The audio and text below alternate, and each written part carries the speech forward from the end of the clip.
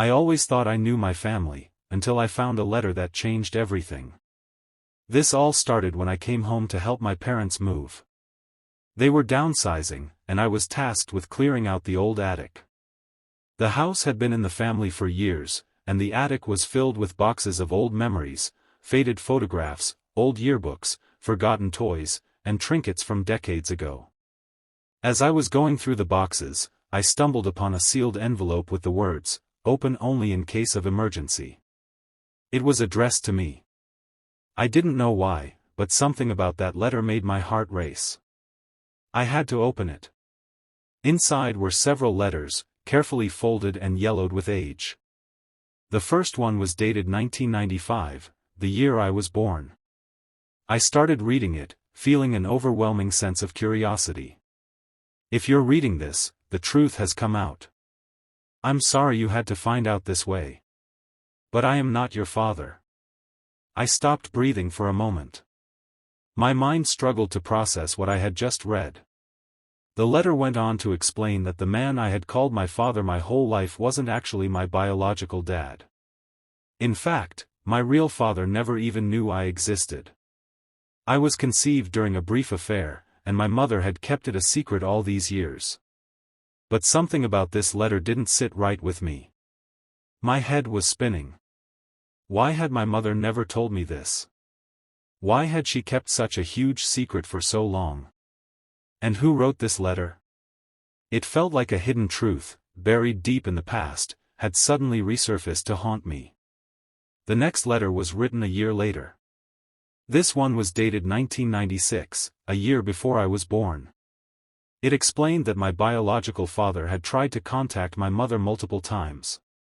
But every time, she had begged him to leave us alone, insisting that it was too dangerous to let anyone know the truth.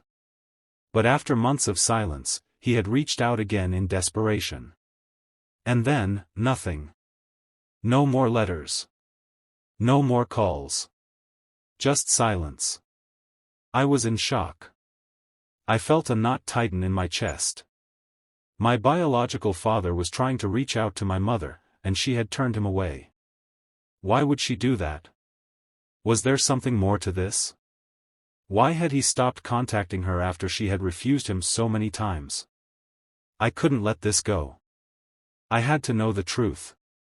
I immediately began searching his name online, hoping to find any trace of him. And that's when I found it. Several old news articles from 1997. According to the articles, my biological father had gone missing that year. He had last been seen near our house. My heart sank. What did this mean? Was he alive? Had something happened to him? Why didn't I know any of this? The articles described his disappearance as a mystery. His car had been discovered in a river miles away, but his body was never recovered. The case was closed as an accidental drowning. I couldn't believe it. I felt like everything I had known about my life was crumbling. How could I have not known any of this? And why hadn't my mother told me? I spent the entire night digging through old police reports and online archives. I found a report about his disappearance. The police said his car had been found near a bridge, with the keys still in the ignition and the door wide open. There was no sign of struggle, no indication that anything unusual had happened. But something didn't add up. If he had drowned, why had his body never been found? And why had the police closed the case so quickly? It didn't make sense. The next day, I confronted my parents. I had to know the truth. They tried to brush me off, but I wasn't going to back down. This time, my dad spoke first. "You don't need to dig into this, son," he said, his voice strained. "There's nothing more to it." But I couldn't let it go. I couldn't just pretend that everything was normal. So, I tracked down the retired detective who had worked on the case. When I told him who I was, he froze. His eyes widened, and he lowered his voice. "Your mother, she was never a suspect." "But you know what's strange," he said, his voice almost a whisper. "The evidence suggested he didn't just drown. Someone made sure he disappeared. He didn't die by accident. Someone wanted him gone. My stomach churned. I felt a cold sweat on the back of my neck. My mind was racing. Could my mother have been involved in his disappearance? Or worse, could someone in my family have been responsible for his death? I went back to my mother, determined to get some answers. This time, I confronted her with everything I had found, the letters, the police reports, the articles. She turned pale when she saw the documents. "I never wanted this," she whispered, tears welling up in her eyes. I begged him to leave. But he wouldn't. He kept threatening to expose everything. He wanted money, he wanted power, and he wouldn't stop until he got what he wanted. He kept coming back, demanding more. I was stunned. "What do you mean he kept coming back? Why didn't you tell me? Why didn't you tell anyone?" She looked at me with a mixture of guilt and fear. "I didn't want to ruin our family. I thought I could handle it myself. But then he started getting violent, and that's when your uncle stepped in. He told me he'd take care of everything. That's when the truth hit me like a ton of bricks. My uncle, the man who had always been a steady, reliable figure in my life, had been involved in my biological father's disappearance. My mother told me that my uncle had been the one who handled the situation. He had taken matters into his own hands and made sure that my real father would never come back. Everything I thought I knew about my family, my entire life, was a lie. My uncle wasn't the man I had always believed him to be. He had been hiding dark secrets for years. I began to dig into my uncle's past. I needed to know the full extent of what he had done. And what I found terrified me. This wasn't the first time someone had disappeared around him.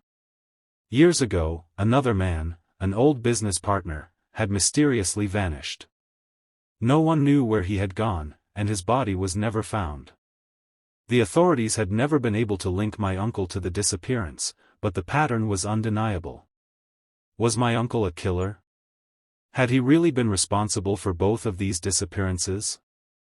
I couldn't wrap my mind around it. But I had to know the truth.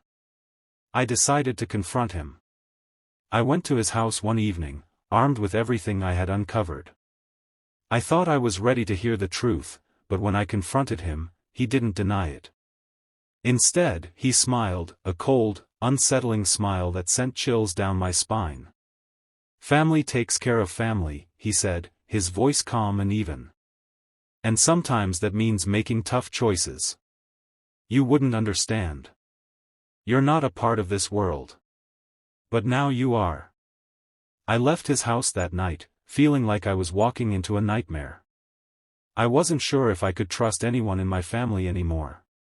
If my uncle had been involved in my biological father's disappearance, what else was he capable of? Was I in danger now?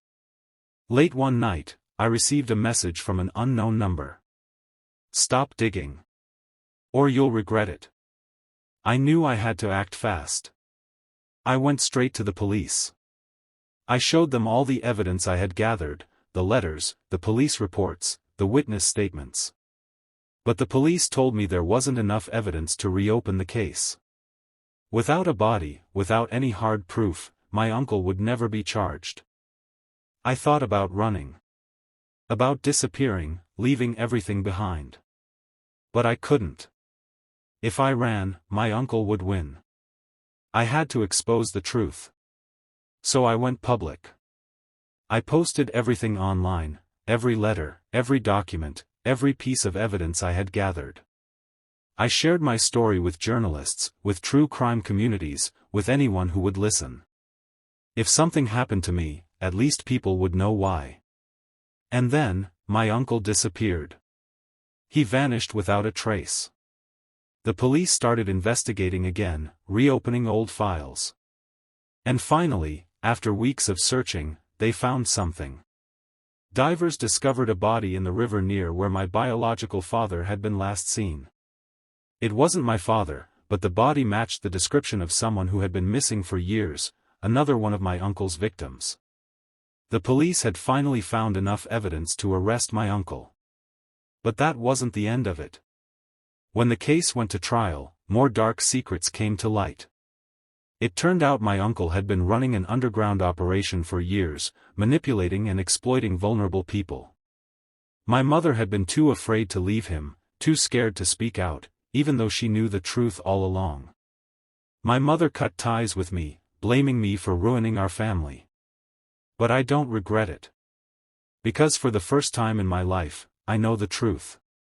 The truth about my family, about my father, and about the man who had been pulling the strings all along. The question is, was it worth it? I'm not sure I'll ever have an answer. But at least now I can finally sleep at night, knowing that the truth is out.